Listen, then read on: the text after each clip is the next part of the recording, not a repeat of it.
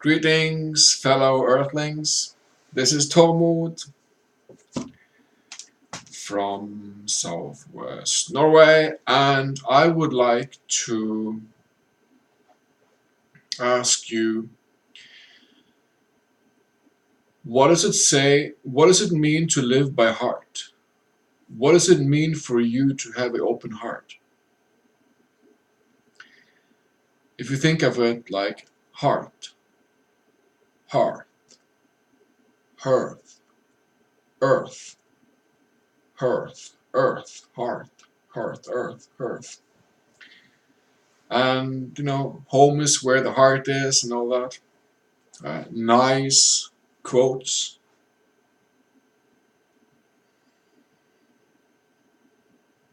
There is very much in my life today that I am very, very grateful for.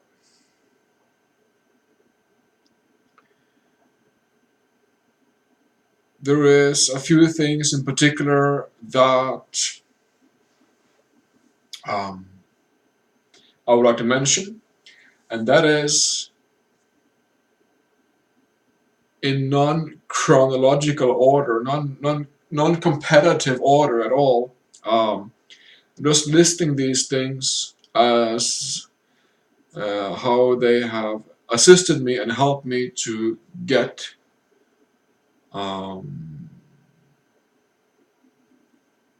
back at myself, to heal myself, to recover. And that is my own effort. My own effort, pushing through,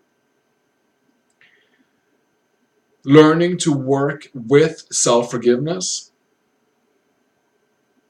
has been a very, very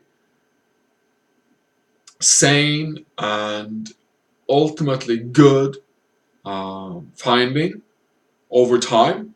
Over time, self-forgiveness have been a very, very good key, friend, tool to work on self. A very prominent tool. I will come back to that. Also, my parents who have stood beside me in thick and thin, in hell and high waters, and assisted me and helped me and guided me back on my feet, basically, when I was suffering the most.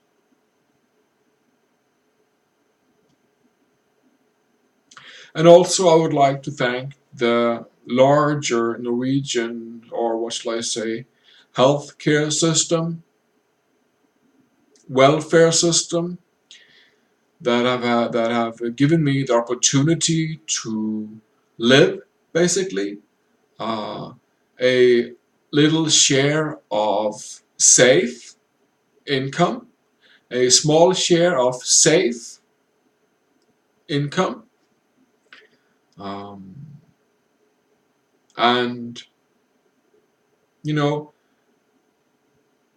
nurses and doctors that have stood by me, that I've learned to crawl a bit under my skin, you might say, that I've learned to know me, that I'm very grateful for being a part of my recovery process, but also going through, the addictions, the sickness, the psychosis, the anger, the depression, um,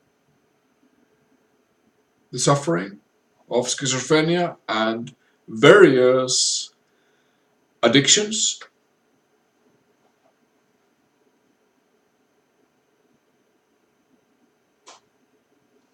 So,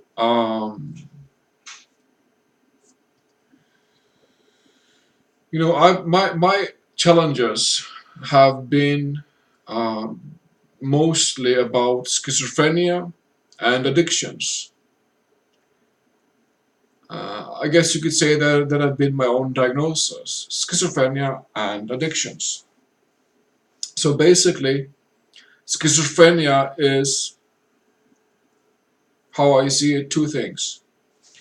Schizophrenia is most commonly when there are two or three personalities, persons of me, characters of me, polarities of me that are having a war within me of dominance. Characters, personalities of me that are having a war of the dominance of me. Two or three personalities having a war of being me. A war of being me. In addition to that, I find it common that my mind, as a schizophrenic, my mind is duplicating itself, projecting itself into new entities. My mind, my box, my ice box, my ice cream fucking box, excuse me, my ice cream box would duplicate itself into new boxes, bowls, constructs, elements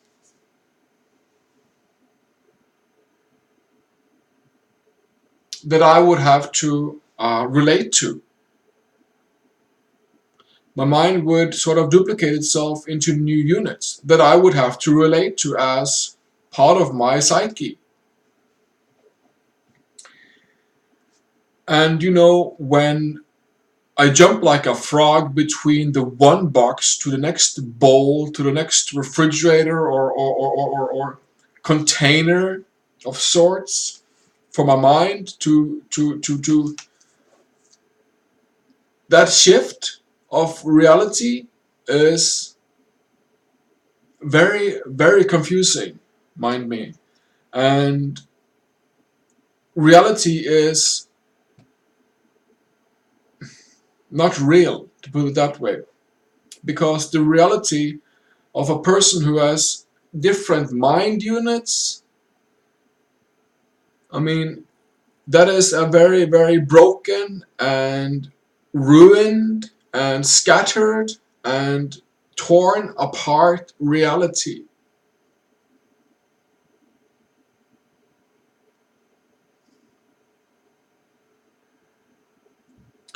So, what I've been learning the last 6, 7 years is to move myself, to move my focus, to move my flow, my power, my attention, my being from the metaphysical thinking mind, which is limiting me, which is limiting our world with greed, with ego and feelings, emotions, thinking, backshots of mind, personalities.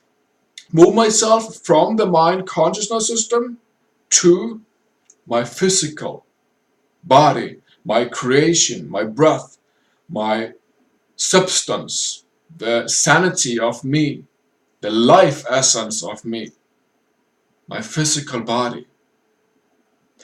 To move my awareness, to move my attention, my power, my interest, my focus, my clarity, my awareness from metaphysically to physically, to sanity, to groundedness, to earth, to trees and plants and animals, and so that is what I've been learning the last some years now, walking my destiny I process to learn to forgive myself. I mean, for me to be able to understand the constructs and the programming of my mind, my schizophrenic mind, might I add, for me to be able to understand, and if you really chew on that word understand, that is a deep word, to understand something. Because if you understand something, you are incapable of judging it. If you understand something, there is no judgment. If you understand something completely and honestly, there is no judgment. So for me to be able to understand my schizophrenia and my addictions and my living, my programming of mind, I have walked and I'm still walking a process of self-forgiveness. For me to be able to understand all my living, all my programs, all my polarity constructs, all my beliefs, my fears, my addictions, all these things of that have been controlling me as of mind. For me to be able to understand that, I have been walking to forgive myself, to forgive myself, for then to be able to understand it. And once I understand it, I can change it. I can change myself. When I understand something, I say, aha, that is why I'm doing that. So this leads to this pattern, this personality and behavior programming leads to this sort of pattern of mine. You know, this sort of emotional allowance, this anxiety that I allow leads to so and so consequences in my living.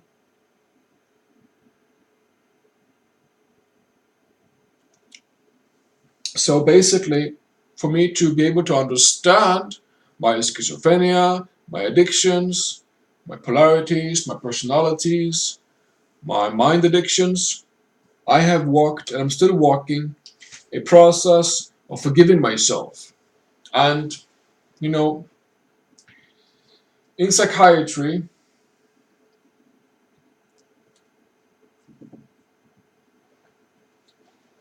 in psychiatry, there has been for a long time a bit of a war against psychopharma, the doctors, and the government, the money, uh, yeah, psychopharma, basically, the doctors and the government, and that against the pair, the survivor, the addicted, the patient, the family, the lawyers, and so on. So basically, these two are opposition of each other because psychopharma is not sufficient. I will say that some more times because it's very important. Psychopharma alone is far from enough. And today in Norway and almost everywhere I see, um, main focus is to give chemical medicine like psychopharma. And I need my antipsychotica. I need my antipsychotic drugs. I need it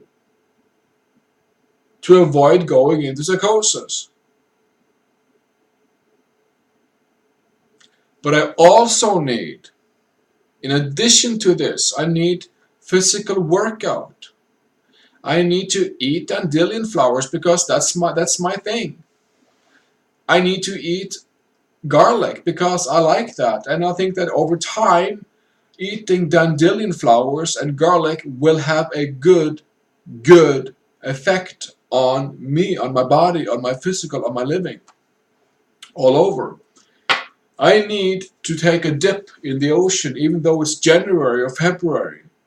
I need to bath in salty water.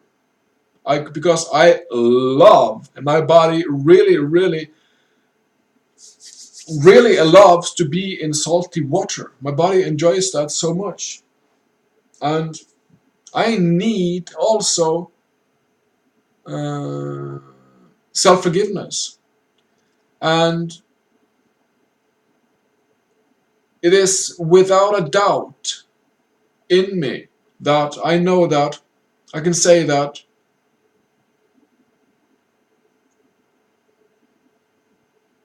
Psychiatry and this world also need self-forgiveness, because if I look at myself and my process, there is nothing that single-handedly, as a tool, as a mechanism, as an application, as a therapy, that have assisted me more than self-forgiveness.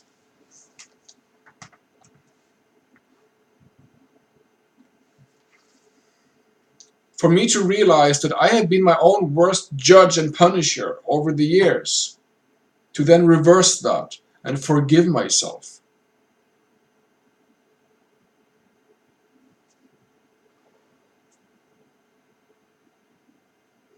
And for me, that have been a um, merging and slow but very certain change of my living. So, in psychiatry, we need both psychopharma, yes. There are millions of us that need psychopharma every day and every so often. But we also need writing therapy, to write out our minds, to write it out, map it out, find clarity in it. What's my story? Find clarity in it. We also need that, and we need to learn how to use natural medicine, garlic, dandelion, and all these things, Epsom salt, berries, fruits, and natural remedies. We need to learn how they can work, how we can prevent illness from using natural remedy. That was some of what they taught in the old Asian schools of medicine, how to use different herbs and plants and minerals to heal and to prevent, something that is very lost today in this cultural, whatever driven world, is that act of prevention. Prevention is the best cure. To prevent illness, one must see the long lines, the long time, and learn how nature medicine can help us over time, if we have time for ourselves. And that is one of the big questions today, I guess. If we can find time to really work on with and self, are you willing to allow yourself to learn to know yourself on all levels of your living and of your mind and yourself? Are you willing to learn to know yourself through and through?